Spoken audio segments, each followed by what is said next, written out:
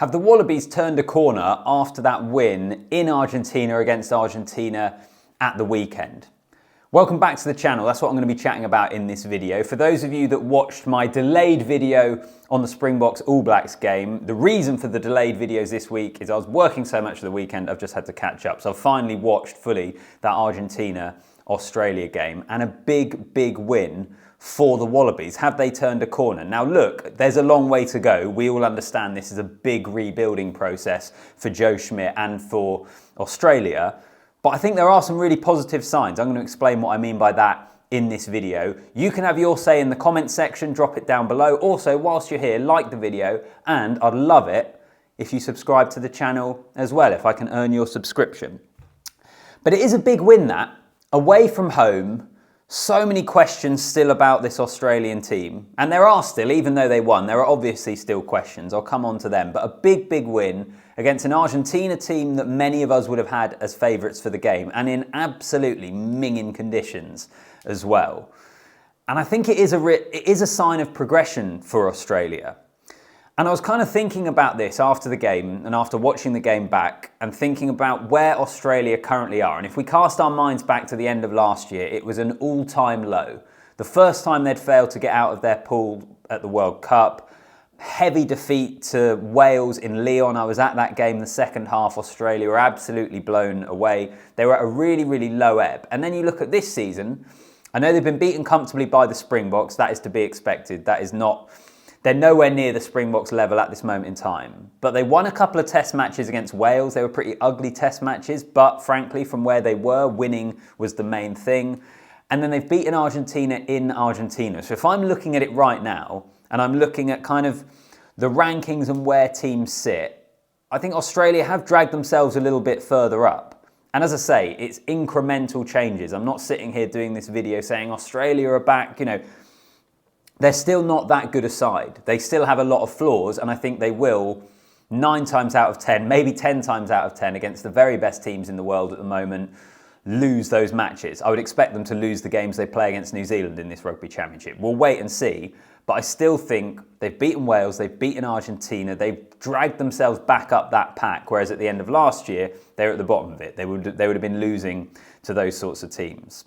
So in terms of some of those positives then that I speak about, scrum is the first thing I've written down here. For a long time, the Aussie scrum has not been good enough. But Mike Cron has come in as their scrum coach. And if you actually look at it, I was surprised when I saw this. I didn't quite realise, but on their own ball, they've got one of the strongest scrums in this competition so far. And their own put-in, their retention and the amount of scrums they win has been really strong. There's still work to do, as I keep saying. I think I'm going to be repeating myself a lot in this video. There is still work to do in terms of the scrum. It's not that fearsome weapon that I think anyone is going to be fearing quite yet, but it has improved. They have got stronger, and they're kind of starting from that base. Their own ball is now a lot stronger, and they can focus on improving it and doing some damage to opposition scrums. So that's one area that I think you would feel positive about.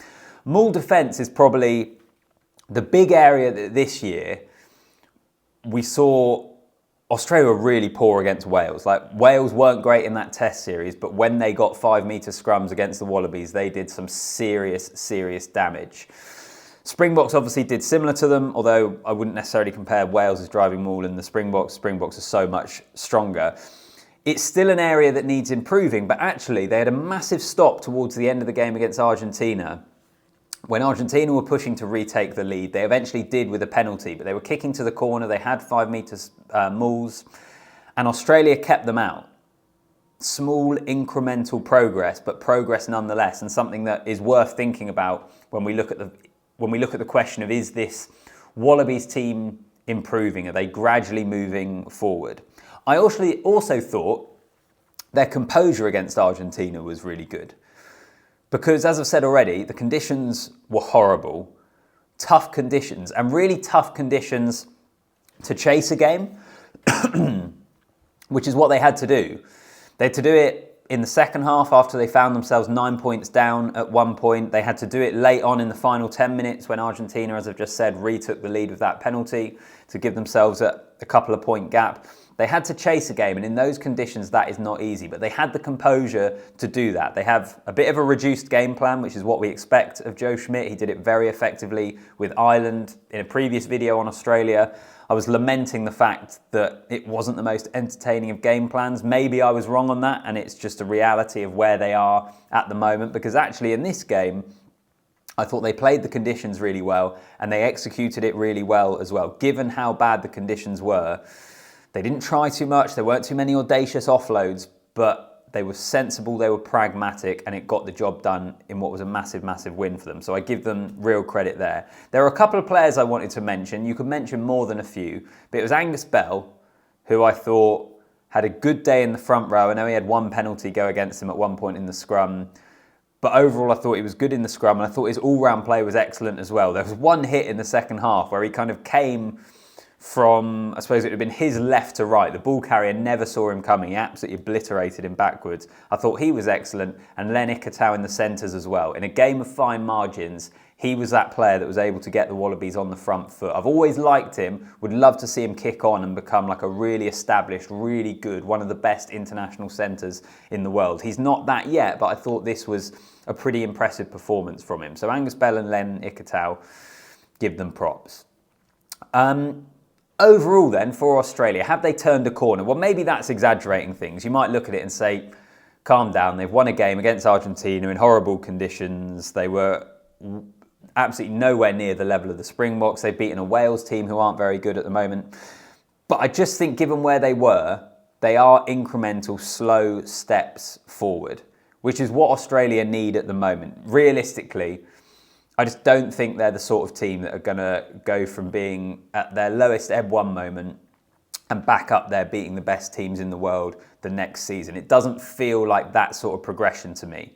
Like, you know how after the 2015 World Cup, when England failed to get out the pool, I'll never forget it. If you're not English, it's probably one of your greatest rugby moments. It's absolutely miserable, I can tell you, that home World Cup. But when England failed to get out the pool, Eddie Jones came in and then they did the Grand Slam in 2016.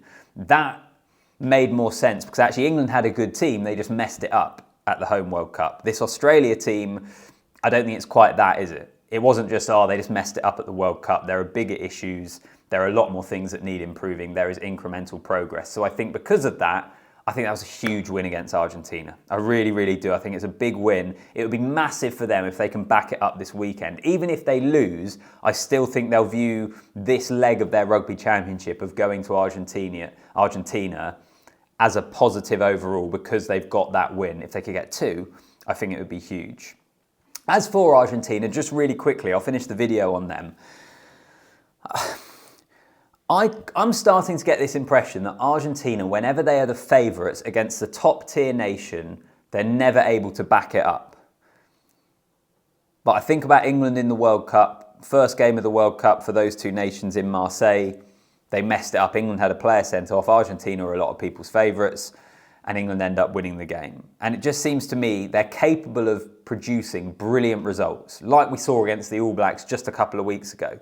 But when they're the favourites against a top-tier nation, they very rarely are able to perform. Is that a wider psychological issue within Argentinian rugby or in this team, or am I being unfair? Let me know. But that is if I was an Argentina fan, that would be a real fear that I have at the moment.